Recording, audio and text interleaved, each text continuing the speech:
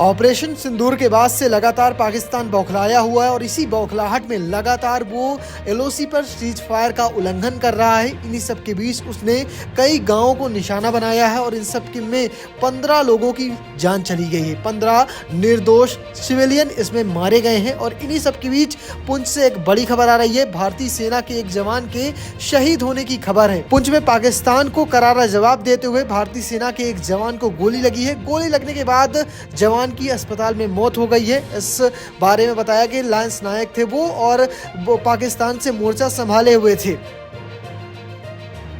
Operation सिंदूर के बाद से लगातार पाकिस्तान बौखलाया हुआ है और इसी बौखलाहट में लगातार वो एलओसी पर सीज फायर का उल्लंघन कर रहा है। इन्हीं सब के बीच उसने कई गांवों को निशाना बनाया है और इन सब के में 15 लोगों की जान चली गई है। 15 निर्दोष सिविलियन इसमें मारे गए हैं और इन्हीं सब के बीच पुंछ से एक बड़ी खबर आ रही है। भारतीय सेना के एक जवान के शहीद होने की खबर है। पुंछ में पाकिस्तान को करारा जवाब देते हुए भारतीय सेना के एक जवान को गोली लगी है। गोली लगने के बाद जवान की अस्पताल में मौत हो गई है।